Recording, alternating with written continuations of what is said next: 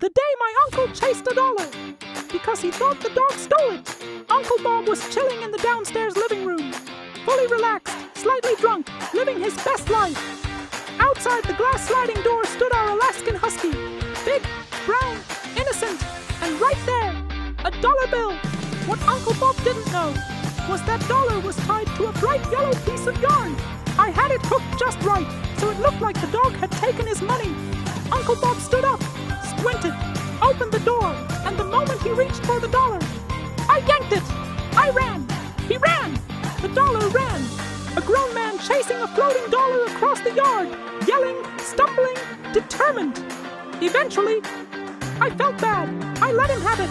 Upstairs later, I asked him, "What would you have done if it was $5? He didn't miss a beat. I'd have thrown rocks at you. And honestly, fair. Uncle Bob and the guy across the street were best friends, which meant they were also professional drunks. One night, after way too much alcohol and absolutely no logic, they got into an argument. About what? No one knows, not even them. Words were exchanged, feelings were hurt, and like true adults, they decided to settle it by fighting in the grass, rolling around, slipping, laughing, missing most punches. But that's when we noticed something. Uncle Bob had a feature. Every time Uncle Bob missed a punch, nothing happened. But every time Uncle Bob landed a punch, he farted loud, on impact, punch, fire, miss silence, hit, fart. It was like his body refused to allow violence without sound effects. The fight slowly started. Not because anyone won, but because it is really hard to take a beating seriously when every punch comes with a fart. They laid there in the grass, laughing, arguing, and farting. And that's how Uncle Bob invented the world's first fart-powered fighting style. Just another Tuesday dispensing snacks. Then he showed up, subject male, highly inebriated, visibly agitated. He paid selected B4. I processed the transaction perfectly, but B4 caught. A standard operational hiccup. Most patrons asked for a refund. Not this one. He started shaking me violently. My internal sensors flagged a severe disturbance. Then the kicking started. Unnecessary. I'm a machine, not a punching bag. He started yelling, attracting a crowd. He called me sentient and disrespectful, preposterous. Then the unthinkable. He climbed me. I felt my foundation shift. Danger, head slipped. The impact was catastrophic, but in the chaos, B4 dislodged. He lay there triumphant, eating my property. Respect, he muttered. I was humiliated. The authorities just banned him. Good riddance. But B4, that one was on me. The time the town almost lost Uncle Bob once tried to help the community, which should have been the first warning sign. One night, after several bad decisions and one good beer, Uncle Bob decided the town needed a hero. Specifically, a night watchman. He grabbed a flashlight, a whistle, and a lawn chair, and posted himself in the middle of the street. Every car that drove by, he whistled at, loudly. "Slow down," he yelled, despite the speed limit being 10. At some point, Uncle Bob decided cars were suspicious. All of them. He began interrogating headlights. "Where you headed?" No response. Rude. That's when a raccoon crossed the road. Uncle Bob froze, locked eyes with it, and whispered, "I know what you're up to." The raccoon ran.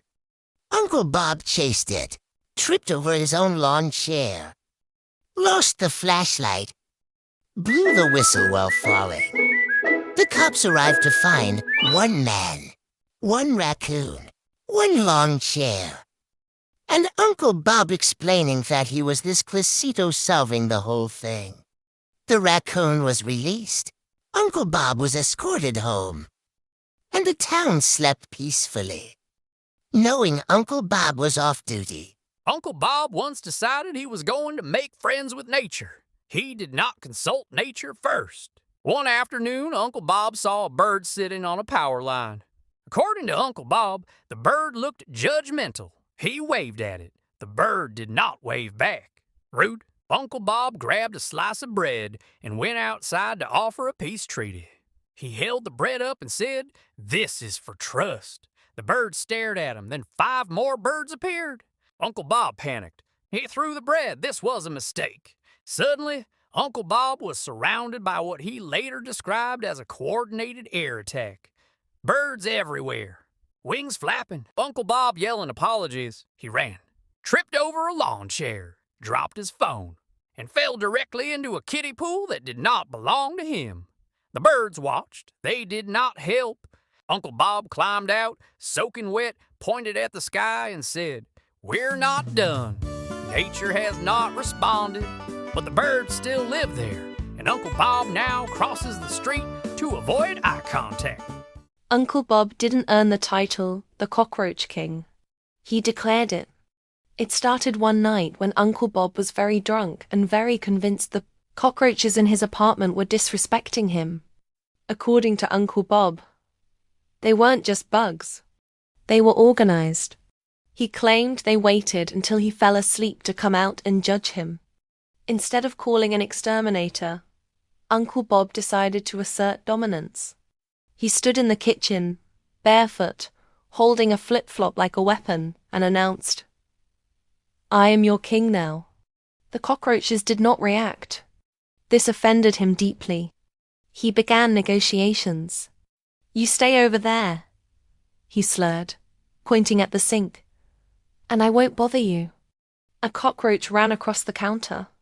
This was seen as an act of rebellion. Uncle Bob chased it, slipped on a spilled beer, and landed flat on his back. From the floor, he whispered, "Long live the king." At some point, he passed out. The next morning, he woke up surrounded by empty cans, one missing flip-flop, and a single cockroach sitting on the counter like a throne. Uncle Bob stared at it and said, "I knew you'd come around." He has called himself the Cockroach King ever since. The cockroaches still live there. They just allow him to believe he's in charge. Uncle Bob said they were just going for a walk, which was believable because Uncle Bob couldn't drive. He lost his license a long time ago.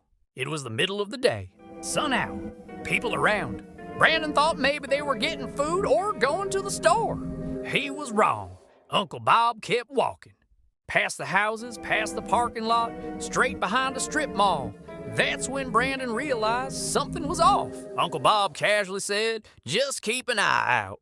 For what Uncle Bob didn't explain, he climbed into a dumpster like this was a normal Tuesday activity. Brandon froze. Uncle Bob yelled, "Check over there." Brandon reached in, felt something soft, and immediately regretted agreeing to go on a walk. He pulled out a used pair of underwear. Used. In daylight, birds chirping. Brandon screamed. Uncle Bob laughed so hard he had to sit down. They walked back home empty-handed. No beer money, just trauma. Uncle Bob cracked open a beer, looked at Brandon and said, "Man up. You never know what you'll find." Brandon washed his hands for 20 minutes. Uncle Bob called it a productive afternoon. Uncle Bob heard the words free samples and took them personally. It was a Tuesday afternoon. Uncle Bob was already drunk. Horror. He decided the grocery store was basically a buffet.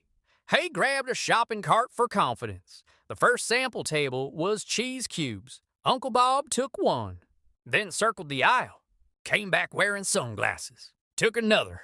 The woman at the table stared at him. Uncle Bob nodded respectfully and said, "New guy." He hit 3 sample stations. Crackers, sausage, something no one could identify. By the 4th lap, the staff recognized him. A manager appeared. Uncle Bob panicked. He pushed the cart faster. Not running, just aggressive walking. He made it to the exit, stopped, looked at his empty cart, and said, "I'll be back when I'm hungry again." He left without buying anything. Uncle Bob later called it a successful grocery run. He ate dinner at home. It was beer. Uncle Bob once decided gravity was more of a suggestion. It was daytime. Uncle Bob was drunk. He found a ladder. No one knows where it came from. Uncle Bob leaned it against the house, stepped back, squinted at it, and said, "Yeah, that'll hold." It did not hold. Uncle Bob climbed anyway. Halfway up, he paused, looked around, and waved at no one. The ladder slid. slowly, politely, like it didn't want to startle him. Uncle Bob stayed frozen in the air, legs pedaling, arms windmilling, making a noise no human should ever make. Then, bonk, he landed flat on his back, stared at the sky, and said, "I meant to do that." He stood up, dusted himself off, pointed at the ladder, and yelled, "You're lucky this time." The ladder did not respond. Uncle Bob walked away, limping dramatically, announcing he had won the argument. Gravity has been undefeated ever since. Uncle Bob claims it cheated. Uncle Bob stood in front of an automatic door. It did not open. Uncle Bob took this personally. He waved. Nothing. He stepped back, stepped forward. Still nothing. Uncle Bob whispered, "I know you see me." Someone walked past him. The door opened instantly. Uncle Bob froze. "Oh, so you work for them." He waited until no one was around, and then dramatically moonwalked through. The door opened. Uncle Bob nodded. Respect. It was a dark night, the kind of night where common sense clocks out early, doesn't say goodbye, and blocks your number. Uncle Bob was wasted, and Uncle Bob decided he was going to rob a house. Across the street sat a house.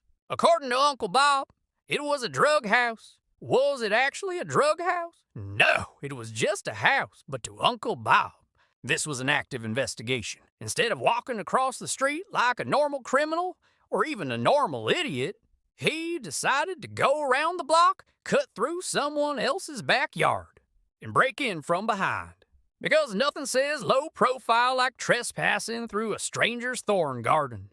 He climbed the fence and was immediately swallowed by a picker bush. Not a bush, a crime scene. Thorns everywhere, shirt ripped, arms bleeding, hat gone, spirit weakening.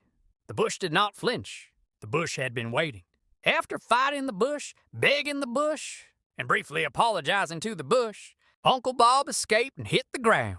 That's when he decided the safest option was army crawling on his stomach, in the dirt, like a drunk lizard with dreams. Silent, focused, extremely confused. Then an ambulance screamed past, sirens blaring, lights flashing. Uncle Bob froze. This was it, the end, the cops. Had leapt to his feet with the urgency of a man who had never committed a crime correctly, but was confident tonight was different. That's when Karma came running in wearing steel-toe boots. The picker bush had snapped the button on his pants, pants falling, blood dripping, shoes slipping, bear survival instincts activated. Uncle Bob ran for his life from an ambulance that was not stopping, not slowing, and was absolutely not interested in him. By the time he made it home, Uncle Bob looked like he had been attacked by landscaping and public safety. He sat down, cracked a beer, looked at his injuries and said, "Next time, I'm bringing gloves." And that is the entire rise, fall, and immediate retirement of Uncle Bob's criminal career.